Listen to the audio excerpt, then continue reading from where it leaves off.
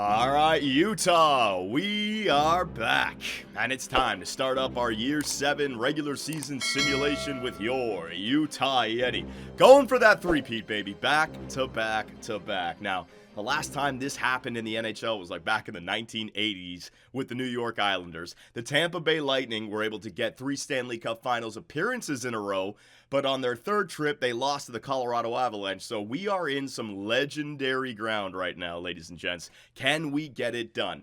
Now, I was talking with the Twitch scouts and the YouTube scouts in the last video when we played some preseason hockey, and it seemed like everyone agreed that this team has earned the right to go for the three-peat themselves. I'm not going to be making too many roster moves, trades throughout the season. We do need to still acquire a fourth-line center to replace Sean Monahan for last season, and we did pick up Brock Faber in free agency. I'm going to see if he can be re-signed at January 1st, but I love the chemistry. He works out on the penalty kill. We just need to find that one extra D-man, the Romanov from last year or 2 years ago, Caden Gooley from last year. I want to make sure my blue line, the worst defender, is like 82, 83 overall. So over the course of the year, I can definitely pick up that sixth defenseman, and I can definitely pick up that fourth line center. But the question is, what are we doing for next season? I have implemented a strategy over the last couple of seasons of playing the players I want to see grow in the top 6 and on the power play. 2 years ago, it was Raimo, Curry, and Kurtz, and I was getting all those comments saying, Johnny, what the hell are you doing, man? Resign Hughes, you're hurting Veshy's growth. 2 years later, Curry's an 87 with 5 X Factors, and Andreas Kurtz is a 91 with 6 X Factors, right? Last season, we played Sivan and Nornan on the third line, but gave them power play time, and look at them now, 85 and 85. So, I think I want to do the same thing about regular season hockey for next year so we get some development, and then come the playoff time, we can absolutely load up and go for that third Stanley Cup. So the way I see it, if I'm thinking about next year, obviously you got Curry, Cooley, and Veshy. These guys are going to be your first line for the next 6 years, right? I don't know if Cooley's going to start dropping off at 32, 33. Hopefully he can go a little bit deeper into his career, but if Cooley starts to drop off at 32, that's 6 years from now. Veshy will be 28. I want to make sure that I do have a replacement 6 years from now from Logan Cooley. So we have to start drafting and developing a center playmaker, right? But the first line is set. The second line with Nornan and Sivan, that is good. That leaves us with Patrick Laine. Now, I was reading your comments. Everyone seems to want Patrick Laine to retire a Utah Yeti. As the general manager, sometimes I have to make tough decisions. That is a big no. Yeah, Patrick Laine is not going to be allowed to just retire on this team. There's only one player who I am allowing to retire here, and that is Jared Veshy. I want to maximize this absolute stud goal-scoring franchise machine's career. So I can't be having a guy who's 89, drops down to 86, drops down to 83, drops down to 79. Got to find him some power play time, John. Got to get him on the line, John. Patrick Laine needs to retire there. That is a recipe for disaster. And in fact, we have real-world examples of this. The 2011 Boston Bruins, they brought back Nathan Horton and Milan Lucic. They said goodbye to Tyler Seguin. Well, where's Nathan Horton now? Lucic, where is he? Tyler Seguin is still playing with Dallas Stars. The LA Kings, you know, they won in 2012 and 2014. Their captain, Dustin Brown, he fell off quick. They re-signed Mike Richards. That contract didn't work. You still have Doughty. You still have Kopitar. They could have made the best of the late 2010s, but the contracts held them back. How about Chicago after 2015? They couldn't hold on to Teravainen. They traded away Panarin. I guarantee you that Brent Seabrook contract didn't help. And now with the Tampa Bay Lightning, you know, what are they going to do? You still have a prime Braden Point and a Kucherov. You hold on to Vasilevsky. What about Hedman? What about Stamkos? I know the fans want Laine to stay, but Veshy's career is more important. I want to try to get as many Stanley Cups as possible, which means that after this season, Patrick Laine will be moved on from. So, the way I see it, next year's second line, that's got to be Dylan Guenther. Right there. And if I can get Sivan and Norn and some X Factors, maybe I can even get Guenther as X Factors back. That second line, you could see a +3, a +4, a +5 chemistry. Third line, you still have Boris Nabokov. Josh Doan is going to be a big loser this year. If he's playing on the third line with no power play time, I'd imagine he's going to lose that X Factor and he's going to drop down to 82. But come the playoffs, if we want, we can absolutely re-engage that same line that has delivered us back-to-back Stanley Cups now and leave Norn and Sivan and Nabokov for for the third line, setting them up for year number 8, where we move on from these guys, right? So I'm just going to arrange the lines for the future. So you got Norton, Sivan, Gunther, Curry, Cooley, Vesey. Nabokov is the one guy on the third line. You got to find 2 more third liners. You got to find some fourth liners, but I got Zadorov in there. I got Tukkanen down in the AHL. The most important thing is the top 6, and we've got that solved, right? And when it comes to the blue line, Andreas Kurtz. Now, with Faber, this really is interesting because I can go Lindstein and Faber and get that +3. So with Adam Wright, these 2 guys both kill off penalties and both work out spectacularly on that second line. So I would just need to find out the defenseman of the future for Andreas Kurtz. And this is what me and the Twitch scouts and the YouTube scouts were doing the other day before preseason, trying to figure out who would work the best with Kurtz. Now, did you notice that? If I put Chychrun alongside of Kurtz, it's only a +2 to the chemistry. Whereas if I put Zach Werenski in there, it's a +5. We were trying to figure out what exactly, or why exactly this was happening. Andreas Kurtz, I think because he's got magnetic as his zone ability, he needs someone to pass him the puck. So he's got to have a defenseman with passing X factors. Chychrun has nothing but defensive X factors, right? He's got stick 'em up, bouncer, yoink, shrug it off. If Andreas Kurtz had a defensive X factor, maybe they work together. But Werenski has tape to tape, and I think that's the reason why you're getting that +5. So when I think about the defenseman that we need in the future, in fact, I'll just show you guys this because we did this search the other day. We need to find somebody who's got that tape to tape that I can put alongside of Andreas Kurtz for the future, and bang, things will look good. So if I just go to defenseman and I go to X Factor search type, I'll go to either, and we find tape to tape. Hang on a second here. Where is it? I don't know if I've gone the right way or not. Tape to tape. Here is a list of all the players in the league, all the defensemen in the league with tape to tape. Now, Quinn Hughes could have been it, but like I said, I don't want 2 offensive defensemen alongside of one another. This is the hard part. Now you got to find a 2-way defenseman or a defensive defenseman with tape to tape. So Hughes, Fox, McAvoy, Heiskanen, Dahlin, Mintyukov. All right, so this guy plays for the Anaheim Ducks. Luckily, in the playoffs, he was injured and we didn't have to play against him. He's got gold tape to tape, right? His stats look great. His X factors look good as well. There's his stats. Defensive awareness 93. Pavel Mintyukov. That trade value was way too high, but look at this. 1 year left at $9.4 million. He's a UFA. That could be somebody that we target in next year's unrestricted free agency. Mintyukov alongside of Kurtz, Lindstein, and Faber. There's your top 4. You have your top 6 forwards. Bang. There is your future, right? So you got Mintyukov in there. Kurtz. You got Dobson. Dunn. I don't want to get any of these guys who are in their 30s. Chabot.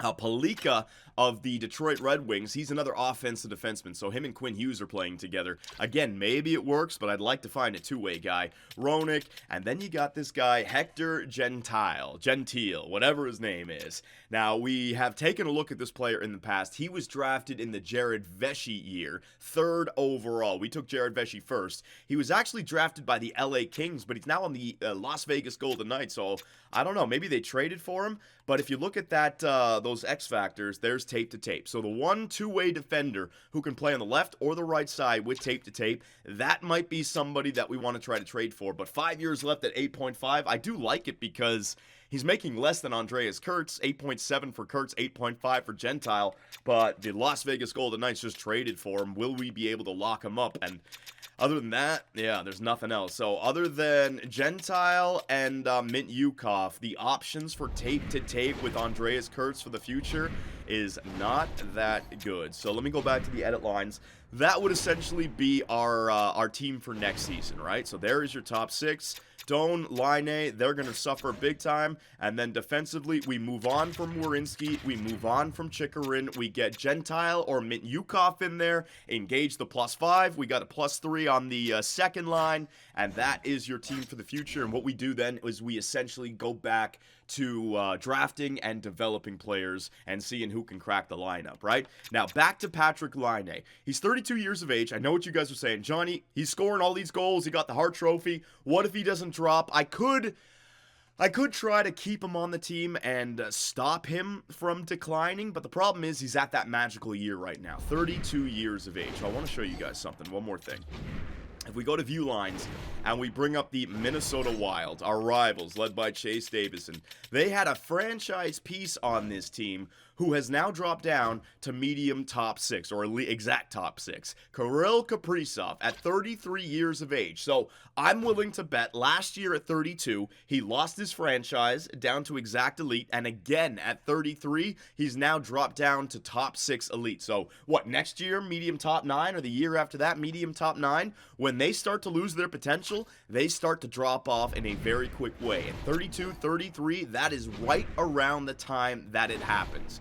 So with Patrick Laine only having 2 years left, the only way I could keep him with those X factors and with that overall is by continuing to double him up on the power play and by giving him second line time. But now you're fighting that inevitable outcome of an older player dropping off. I like the idea that we got Patrick Laine at the prime of his career. He gave us 4, I'm hoping for 5 great seasons, and then it's time for him to ride off into the sunset. So ladies and gentlemen, I know it's an unpopular decision, but Patrick Laine is going to be cut from this team, win or lose, along with Werenski and Chikrin. The only guy maybe who stays is Swayman, just because of Hines. I don't know about his development just yet, but those 3 players are going to be gone, and with the salary cap that we save, maybe we can trade for either Gentile or sign Mint Yukov in free agency, all right? So there is the plan for year number 7.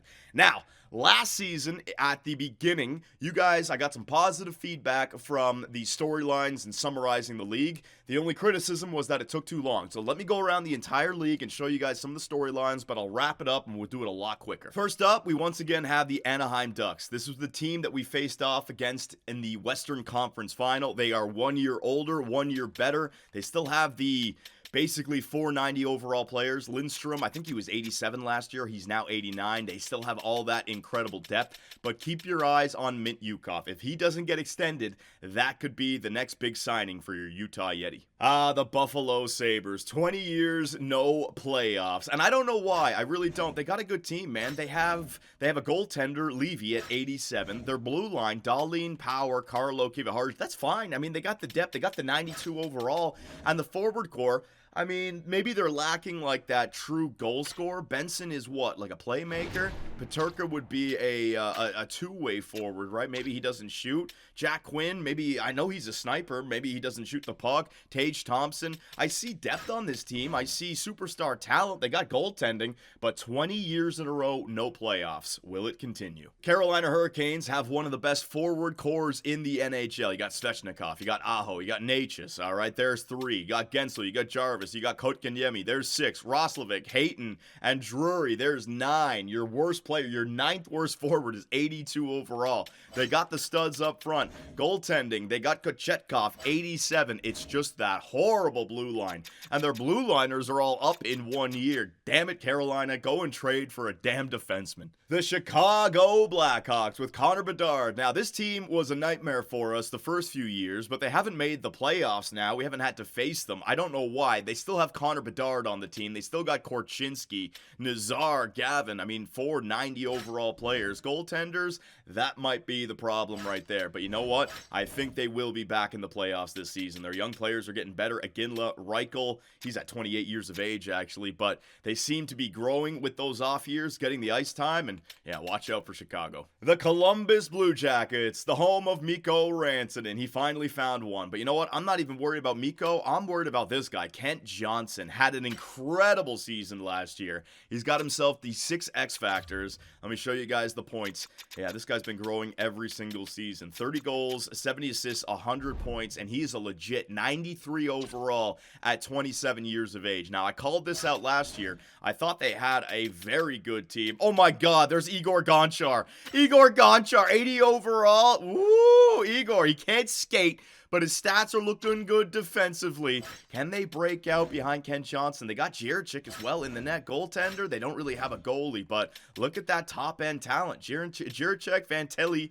Kent Johnson, and Mikko Rantanen. The Detroit Red Wings, I gotta say, scary team. I'm glad they're in the East, but we could be seeing them if we can get back to the Stanley Cup Finals. Led by Quinn Hughes, we all know this, but these guys, man, it's like their top line is just made for one another. An offensive juggernaut. So you got Quinn Hughes, the offensive defenseman. You got Palika, another offensive defenseman. 5 X factors, right? Then down the middle, you got Dylan Larkin. And here's an example of a player at 34 hasn't lost his exact elite. So it can happen, but 32 is when it starts to click in. So he's 91 overall offensive, right? DeBrincat, he's 90 overall at 32 years of age. So they're getting some extra years from their veterans here. And then Lucas Raymond, 89. All these guys are either offensive defensemen, playmakers, or snipers. And watch this. Goaltenders. Daig grew to a low franchise, but he's only 86 overall. There's a new guy on the block. Caden Tkachuk, drafted 4th round in 2024.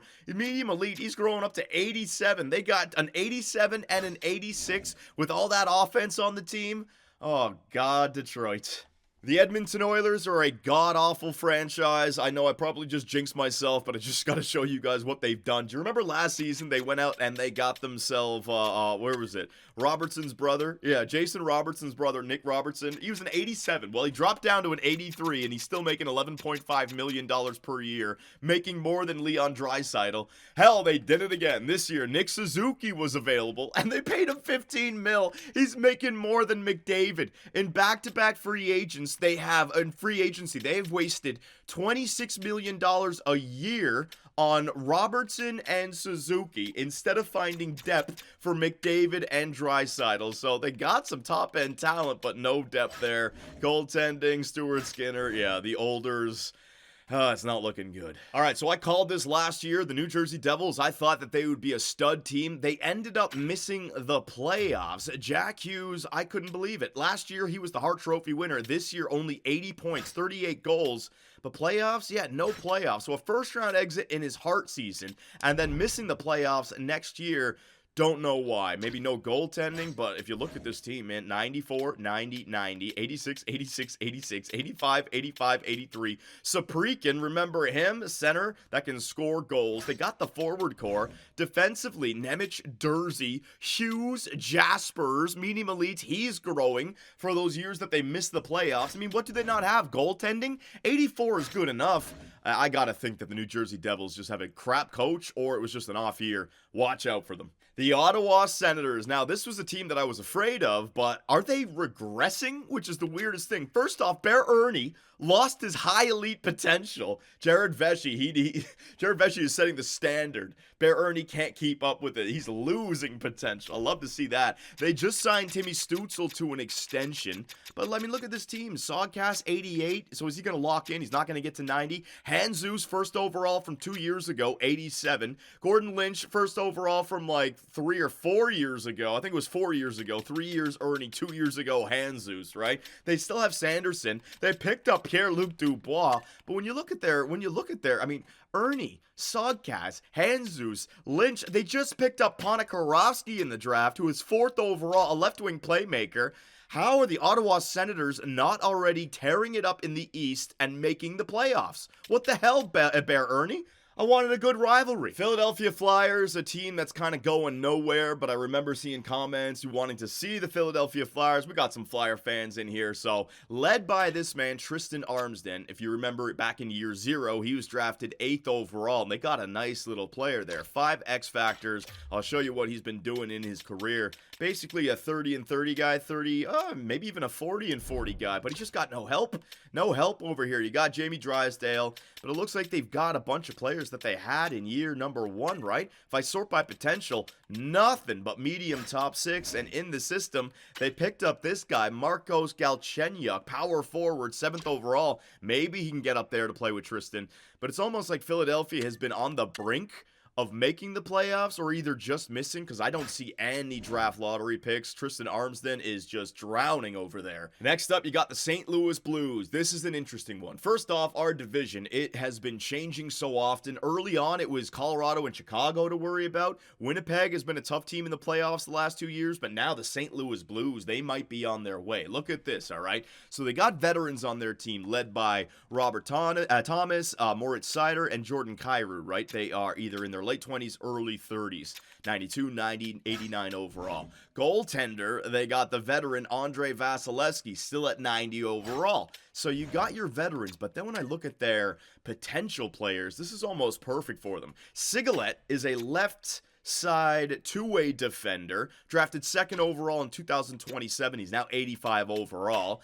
Duda is a defensive defenseman, drafted 5th overall in 2028, and Yakupov is a sniper, drafted 4th overall in 2029. So 3 years worth of drafting, and these guys aren't like 40, 50, 60, 70 overall. They're ready to go. They're ready to make a statement in the NHL, led by that top talent. So I think they have a deep team. I think they have the superstars up front. I think they got the goaltending, and if their prospects get better throughout the year, watch out for the St. Louis Blues. And last but certainly not least, I told you guys I would keep it quick, the Vegas Golden Knights, the team that just won the 1st overall pick and drafted Dominic Metropolitan, 82 overall power forward, not franchise, but still good enough to see some growth. I don't know what to make of these guys. They still have Jack Eichel. They still have Evan Bouchard. They got some good young talent. Gentile, the defenseman that maybe I want to trade for. Valaket, who was drafted 4th overall in 2027. Now you got Metropolitan.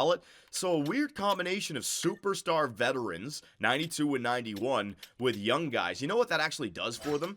Metropolitan can immediately perform on the power play. If they put him in there with a Jack Eichel and an Evan Bouchard, playmaker and an offensive defenseman in the 90s, Metropolitan might have a rookie year to remember. I thought I'd also show you guys basically who the best players in the NHL right now are, right? So that 96 overall range is still peak. It's really hard to get a player to grow to 96 overall. These are those EA Sports inflated overalls, but they're all in their 30s. They're going to be dropping off soon. Connor Bedard leads the next class at 25 years of age, right? But there it is. McDavid, Matthews, Hughes, Makar, Pasternak, and Bedard all still at 96. If we go down the list there he is. Jared Vesey at 22. So basically, if you think about the young guys of the future, it's led by Bedard, it's led by Vesey. Is there any other guys who are like 23, 22, 20 years of age? Bear Ernie. Yeah, that is the future of the NHL. When I took a look at the best goaltenders, right? Looks like the New York Islanders, Ilya Sorokin. Yeah, Islanders with Sorokin. Michelli over there with the Islanders. Can they get into the playoffs and do something? Jesper Wallstedt. That's the goaltender for the Minnesota Wild, right? 91 overall. So you got Jake Ottinger, you got Knight. So that means that, yeah, Jeremy Swayman, when he's in the 90 overall range, he's actually one of the best goaltenders in the NHL. And then rookie skaters. Let me see this. If I sort by overall, who's this guy? Hughes? Ronnie Hughes, drafted 7th overall in 2026 by Ottawa. Ottawa's got all these damn prospects, man. Delorier, drafted in the 3rd round by Dallas. Dallas got some real good luck with the draft and the draft lottery in the last 2 seasons. There's Metropolitan. Ponikarovsky, oh my god, Ottawa. They got another top rookie on this team. They got 2 guys. They got Hughes and Ponikarovsky on Ottawa. Good lord. There's Igor Gonchar again. Yes, Gonchar. Awesome, buddy. And then defensemen, you got Quinn Hughes, you got Makar, you got Fox, you got McAvoy. Where is he? You got Mint Yukov. Keep your eyes on him. Tallender, Grossman, they're both 91 overall. And there is Andreas Kurtz, 91. And he's on the young side. Just got to wait for these older players to get up there. And forwards, there's Jared Vesey already on the first page. All right, so there you go, ladies and gentlemen. There is the summary for year number 7. So what I want to do, I want to get to the first day of regular season. I have to worry about the micromanaging of the scouts, but I thought I'd just edit the lines with you guys right now. So we're going to go with Norton, Sivan, and Gunther. Nabokov, Doan, Laine, Kako, Gregor, and Zadorov. Douglas and Hellison are on the scratch players. Yeah, that's fine. For this year, I want Kurtz at a +5, so that's going to be Werenski. Now, Faber. I don't know what I want to do with Faber. If he comes back asking for like 8 or 9 million, I don't know if I want to extend him. I'd love to extend him, and even if he just stays at 84, 85, that's fine. So I'm actually going to move Faber down to the 3rd line to keep him from simulating and getting a lot of points. That way, come January 1st, maybe I can extend him to something similar to Theo Lindstein, who is 4 years left at less than $5 million. So we'll see. So Werenski, Kurtz, Lindstein, Chikrin. Yeah. Power play. All right, so Vesey, you're going to go up there again in that same spot. You got Cooley, you got Kurtz, you got Laine. Definitely going to play Patrick Laine on the first line power play, all right? So, not going to take him off just so we can help out Sivan and Norrin. We still have to make the playoffs. But this is it, Utah. The last year getting to watch Patrick Laine. So, buy a ticket. Buy a ticket and come watch the Utah Yetis play. You got 41 more chances before the playoffs. All right, and I want to get Raimo Curry some extra time. Now, that takes us to power play number 2. Here's where it gets interesting. Josh Doan, you are gonzo Alonzo, buddy. I do apologize. You are going to drop off. Dylan Guenther. Now, I'd like to get Guenther a little bit more ice time. Sivan and Norinen, yeah. I actually might try Jared Vesey back at the point on the second line power play. He's got a hell of a shot, top right, 98s across the board. He can play in that Patrick Laine spot. Werenski, I'm not going to need you. I want to make sure that Andreas Kurtz, I want to make sure that the guys who can grow will grow. Now, here's the only problem with this, right? Should I be giving Raimo Curry the extra ice time, or should I be going with Dylan Guenther? This goes back to the even strength. I'm thinking if I can get Dylan Guenther an X Factor, bang, bang, bang. But Curry, we might be able to get Curry into the 90 overall range. He didn't grow from 87 last year. I only had him on 1 power play. I want to make sure that he locks in that medium elite as well in a couple of seasons. And if Sivan and Norinen are enough to grow, maybe Gunther's chemistry is enough for him to help out on that second line. So I'm actually going to, I don't know what I want to do. I'm going to put Curry there. I'm going to put Curry on the, I'm going to put Curry on the second line power play as well, right? Guenther can be on the penalty kill. Guenther has also got second line time, so I'm hoping that that's enough points to just maintain the 85 overall, but I'd like to hear what you guys have to say there. 4-man power play, Cooley, Vesey, Guenther, Kurtz. No, it's going to be Laine. Let's get him in there. All right, Patrick Laine. Bang. Very nice. Kurtz. The second line power play. I do want to get some more ice time to these guys. So, Sivan. I'll get Curry in there. I want Norinen. All right. Norinen. Just got to get these guys some ice time. And then we will go with Vesey. Vesey's our guy. I got to make sure he's got the most ice time.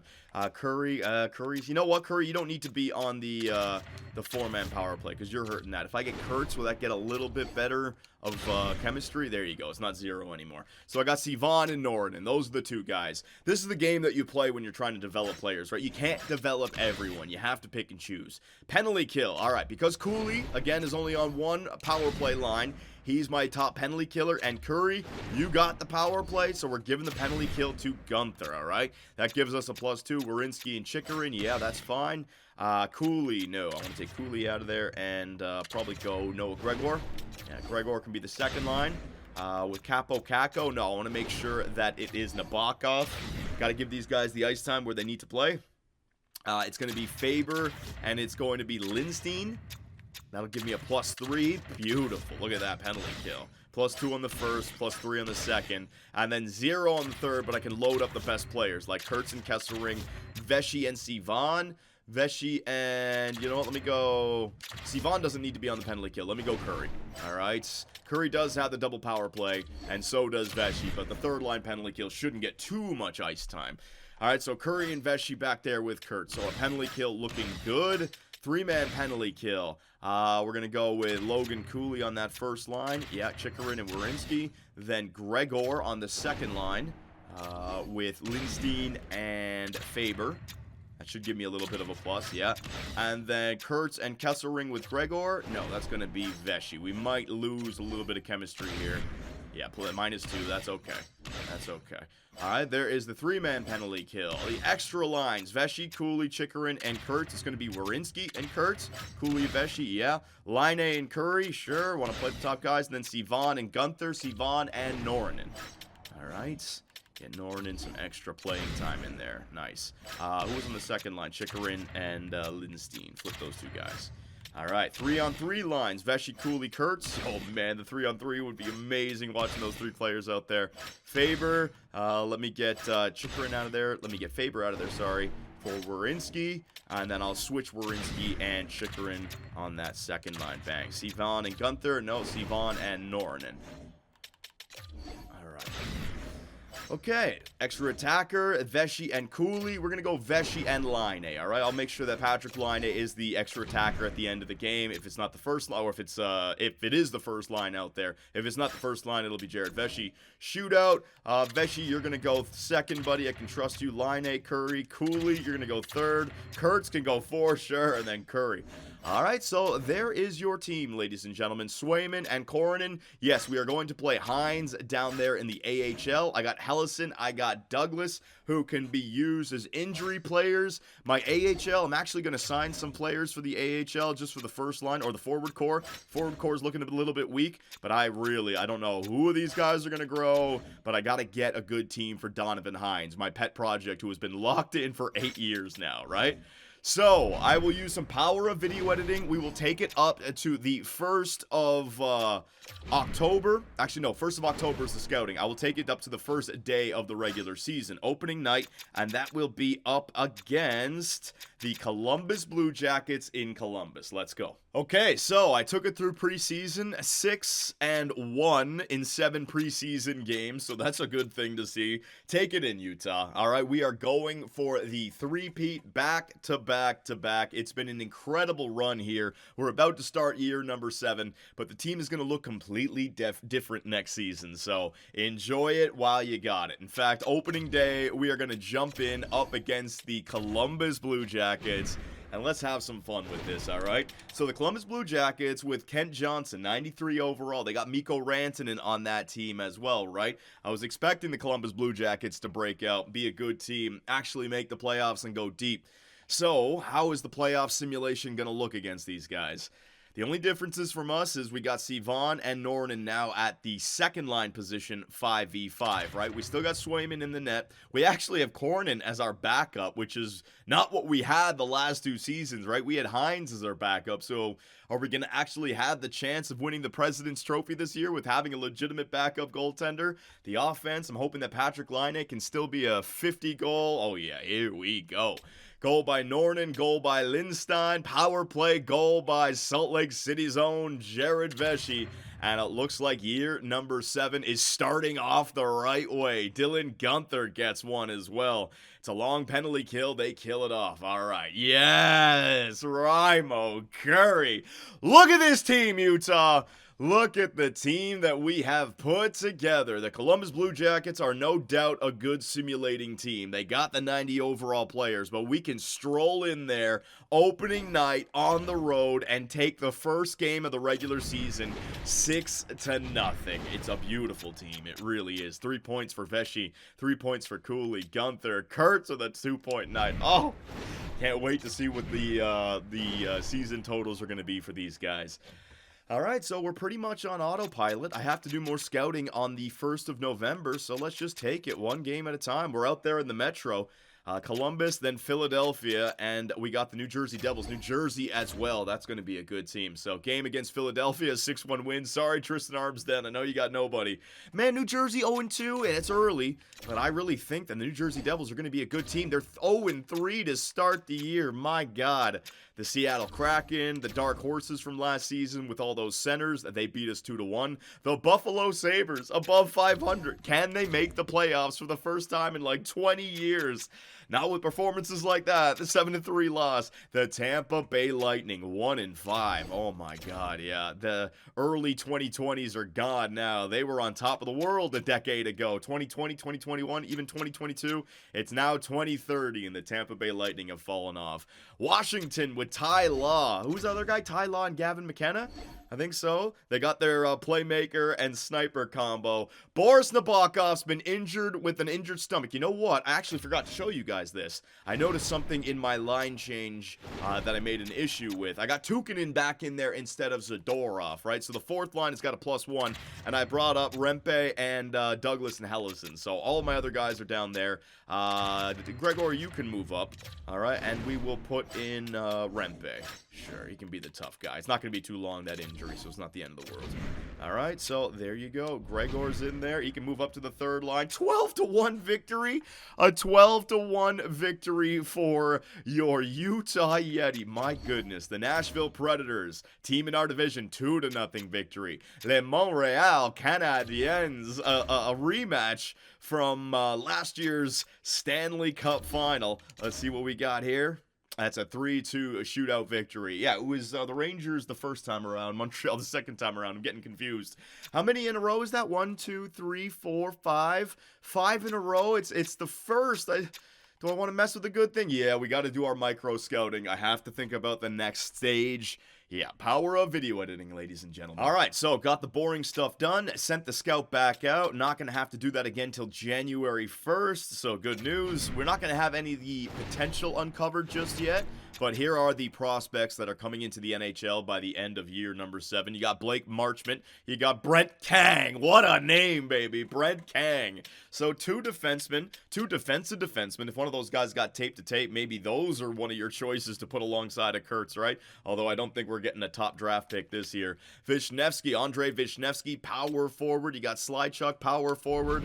They got some options, although I kind of forgot about this. If you remember, last season we did acquire a few draft picks. Last year's New York Islander pick that didn't become a draft lottery. We also have the Montreal Canadiens pick for trading away Sergei Karpatsev, right? So the Montreal Canadiens, let's see what their record's looking like so far. Hang on a second. You never know. 5-3-1. If the fact that they made the Stanley Cup final last year, but they did lose Nick Suzuki to the Edmonton Oilers. So we will keep an eye on the Montreal Canadiens and where they finish in the season, right?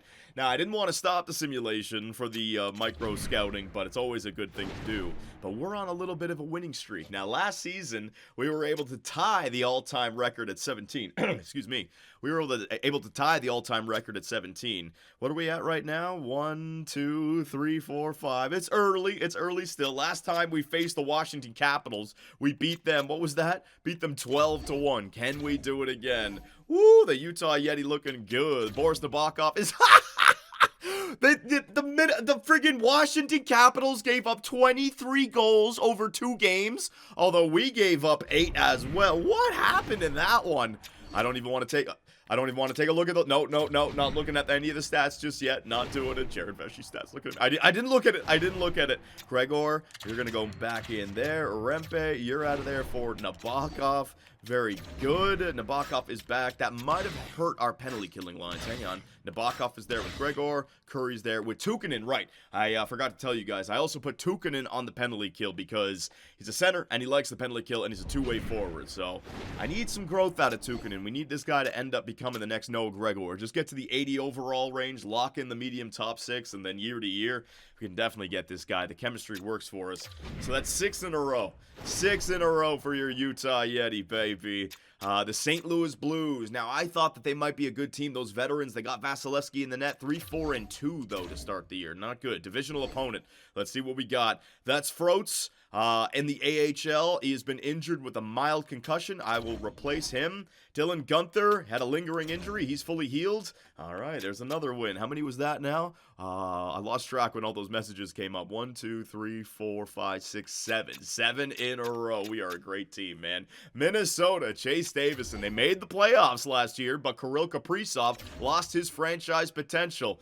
Woo! 8 in a row. Philadelphia, Tristan Armstead. They got nothing else. Will they be able to break up our good run right here? No, they will not. All of a sudden, your Utah Yeti back on the winning streak, baby. 1, 2, 6. I keep on losing track. That's 9 in a row. 9 in a row for your Utah Yeti. Halfway there to the new record. Can we get another 9?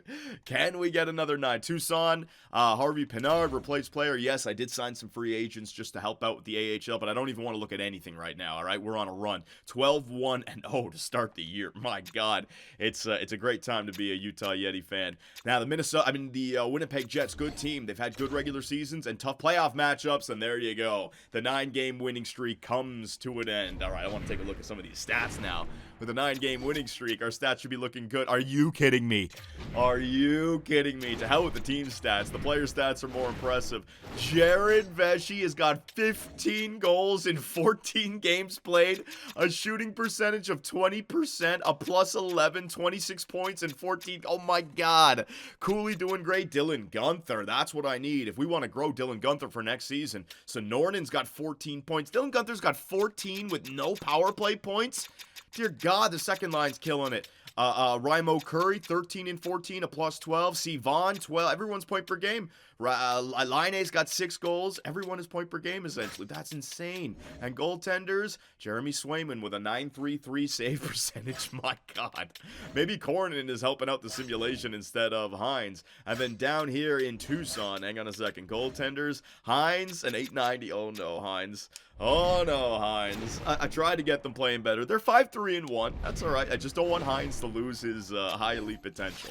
Just cannot have that happen. All right, so we're middle of November. I just want to take it all the way up till January. So let's get a good chunk of simulating in here. I mean, we're pretty much on autopilot with this team, right? Game against San Jose, 7-2 victory. Matthews and the Flames, 3-2 loss, 4-2 victory. All right, we're getting some losses in there. It's not just autopilot time. Mint Yukov and the Anaheim Ducks. There's 2 in a row that we've lost. All right, so it's not going to be as crazy as I thought it would be. Pittsburgh, and then we got the end of the month. Let's see what we have here. The Pittsburgh Penguins is December 1st.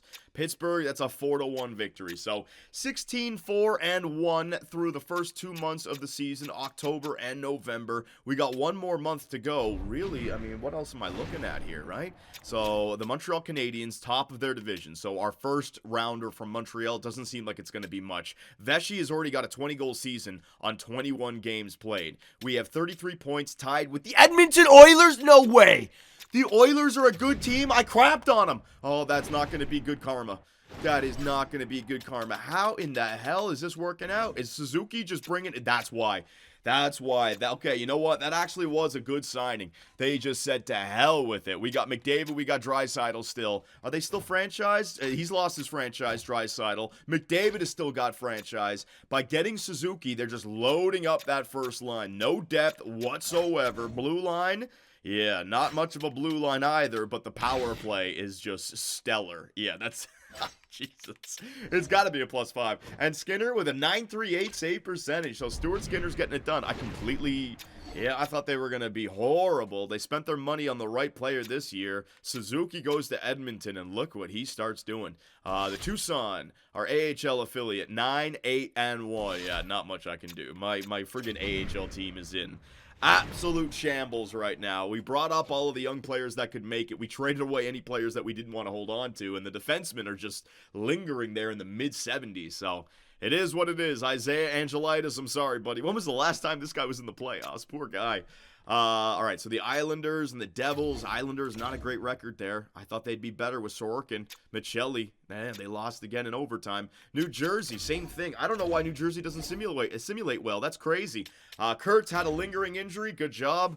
I'm not good job. I mean, I'm thankful that he's back. 8-6 loss against the Devils. Damn, another game up against the New York Islanders. Let's see, at home. That's a 3-2 victory. And Andronov, that is down there in the AHL. Yeah, so we're pretty much on autopilot. Let's get these 2 Atlantic teams out of the way. We got Florida, we got Tampa. That's 3 points in a total of 4 games. Anaheim. Now, did they beat us last time? They got a lot of goals on us. 2-1 loss. So watch out for the Anaheim Ducks. Mint Yukov. All right, we faced them in the Western Conference Finals, and I think they beat us twice this year, 6-3 loss, yeah. So we're 0-2 against Anaheim in the last 2 games. Pittsburgh, 10-14. Where are all the good teams at? My God, 4-3 loss. Minnesota, 14-15-1. Colorado, everyone's around 500. This is crazy. There you go. A tough game up against the Detroit Red Wings. Let's jump in for that one, shall we? 5-2 victory over Minnesota, 3-2 loss against the Colorado Avalanche. We got January 1st right around the corner. A tough team with the Detroit Red Wings. So I predicted that these guys, you know, might be coming out of the East, going to that Stanley Cup final this year. Let's see what the team looks like on paper.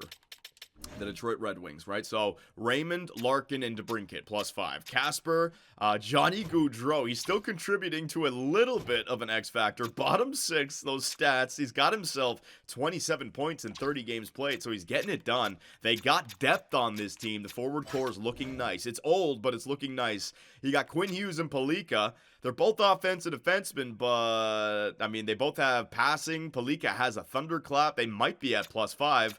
Wallander, Parekh is like an offense. They got 3 offensive defensemen in their top 3 in their top 4. Oh my god. And then goaltenders, who's the better goalie? Jeez, Kachuk a 912 save percentage and Dag a 929 save percentage. If the computer GM, if Ringo as the GM could just figure out, trade one of those damn goaltenders and get one more stud, watch out for the Detroit Red Wings. So if we matched up against Detroit, and if it was the Stanley Cup Finals, and if we did a playoff simulation like this right now, what would the outcome be? Let's see. Here in the Ice Cave in Utah, early power play for the Detroit Red Wings, and Palika is going to score right after it. Offensive defenseman scoring from the blue line. Another power play for Detroit. The Yeti kill it off. All right, so, man, there it is. Logan Cooley. So I don't know what to make of these guys, right? I used to think that offensive players would play offensively, but it's not like that. The player type has very little to do with anything other than player growth and chemistry. When it actually comes to the sim, it's about those overall numbers, and Detroit's got a lot of good overall numbers. It doesn't matter that they're offensive defensemen, right? Quinn Hughes can lock it down, but Jared Vesey's going to score on that power play. Yeah, Quinn Hughes at 96 overall. Ladislav Sivan getting that insurance marker. And then they got their goaltenders back there as well, right? And they have the depth. Yeah, all right, we're scoring. We're scoring goals. Robbie Fabry, though, comes back for Detroit.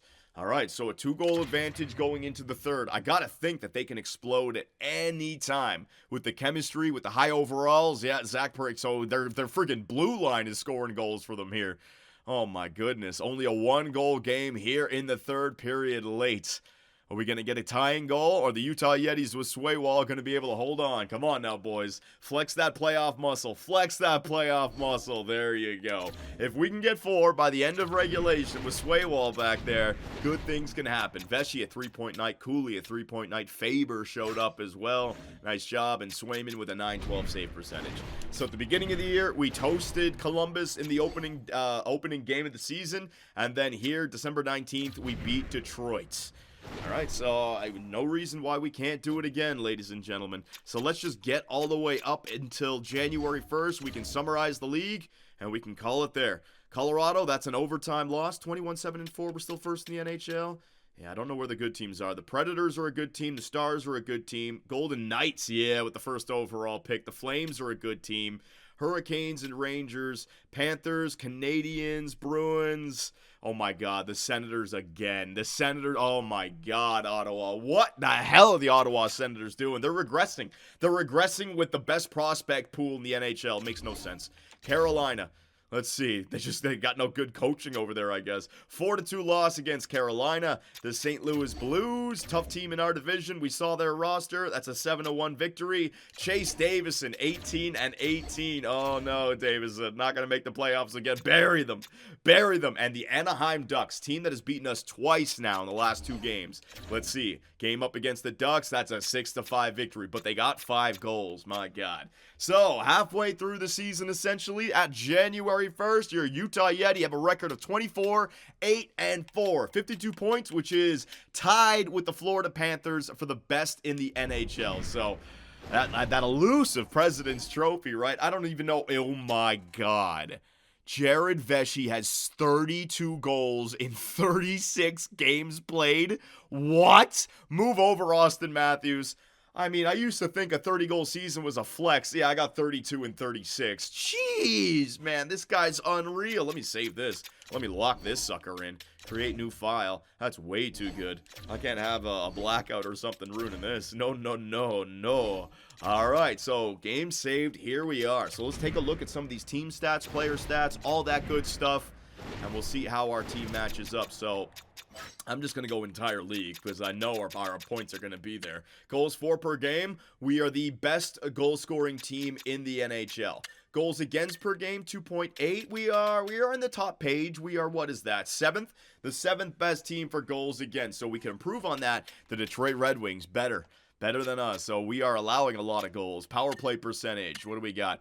36.7%. Our power play is stellar. And our penalty kill is up at 89.2. So look at that. That's Faber. That is Cooley and Gunther. They're getting it done, man. Home record 12-6-1. Away 12-2-3. And our last 10, 5-5 essentially. All right, so things are looking good right there. Player stats. Oh my God. Oh my God. What has this Jared Vesey been doing? 56 points in 36 games played. What in the hell? Cooley's got 56 as well. Curry's got himself point per game. That's what I want to see. Nornan, Sivan, and Gunther, they're barely on the even scale. So maybe that second line's allowing a lot of offense. But I got to play them, right? Got to play them. Come playoff time, I can switch Line A back up there. Line A's a -3. Is he dropping? No, he's holding on to his 89. So I'm getting him power play points, which is important, right? If he didn't, he'd only have 12 even strength points over the course of the year. So I'm getting him his power play points. Tukkonen, 14 points with no power. Wow, Tukkonen's getting some points back there. Nabokov, all right. Defenseman, what do we got? We got Werenski with 30. Damn, Werenski is an even strength machine. Kurtz has got 26, but he's got 11 power play points. Werenski's got 30 points, but none of them being power play markers. They're all even strength. Werenski showing Kurtz how it's done. My God. And then, hang on a second, hang on. And goaltenders, Swaywa with a 922 save percentage. You love to see it. All right, so with that being said, let's take a look around the NHL. All right, first up forwards, Jared Vesey leading the way. He was pissed off last season that he didn't win the Hart and the Ted Lindsay. So Jared Vesey is setting himself up for another Art Ross, Maurice Richard, Hart, Ted Lindsay, Conn Smythe for the second year in a row, Stanley Cup for the third year in a row as the captain. I mean, Jared Vesey, one thing at a time, my man. But yeah, oh, he's not even leading the league in goals. Never. I said get out of the way, Austin Matthews.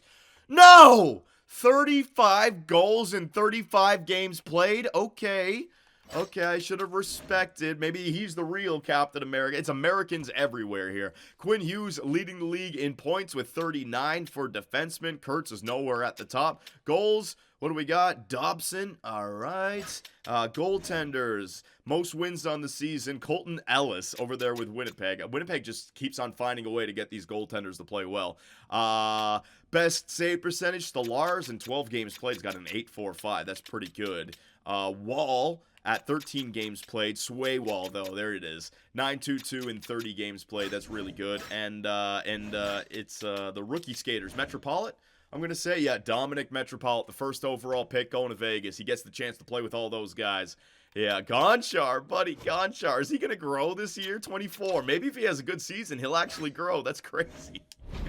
All right, so there you go. The team stats, the player stats, how our boys are performing. They're playing great down there in Tucson, 18, 11, and 1, so that's going to help out as well. Progress reports. Let's see what we got. Vesey, is he growing? It's all statistical growth. All right, well, hey, any kind of growth is good for me. Cooley, yeah, statistical growth. Kurtz, statistical growth. Everyone's getting statistical growth on this team. What about Sivan and Nornan? Any natural growth? No, all statistical growth. Tukkonen, any natural growth? Hey, natural growth from Tukkonen, so playing him, he is still growing. Tukkonen, I think, can become a legit fourth liner for us. Just got to get those face-offs better. Nornan, statistical growth. Now, here comes the real question. Down here in... Oh, no. Oh, no. Hines. No growth from Hines. Oh, no. Oh, Ludman is 64. Oh, shit. And did we make the wrong call with Donovan Hines? Only time will tell. What about all my medium elites? Hang on a second. Ludman, Larson, any natural growth? So Larson is 75 overall at 22 years of age, medium elite. I don't know, man. Westgarth, here we go. The guys I just drafted. Natural growth, he's up to a 55. Quincy Fawcett, natural growth out of Quincy Fawcett. He's up to a 63 at 19 years of age. All right. So I got some defensemen that are on their way. Shirokov, not much from. All right, so I don't know what to make of it. Remember, we always play way better after January 1st. But this is the question I put to you guys, you know. I know you guys want to hold on to I know you want to hold on to Patrick Laine, but we got to think about the future. My second line, Gunther, Sivan, and Nornan, is it good enough? They are allowing a little bit too many goals, and then what you've seen in the AHL, how do we fill out the bottom six? I got Nabokov in there. Is Tukkonen the third liner of the future? Right? What about the Fawcett brothers and Westgarth? Do they make it up? I got to take a look at their chemistry as well. I like the team. The way I see it, we just got to get the replacement for Kesselring, and we just got to get the replacement for the fourth line center. Tukkonen ain't there just yet. He's got 80 faceoffs. It's not bad, but for the playoff run, I would like a more established fourth line. But the question to you guys, what does the future look like? Who should stay? Who should go? Where should they play? You've seen all the potential. You've seen the chemistry. You've seen the players now. This is the Stanley Cup window that we have for the next 7 years, including this season.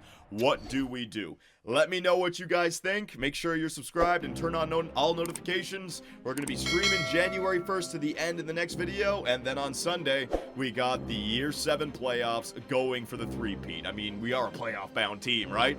Woo, hockey gods, please give me that dynasty.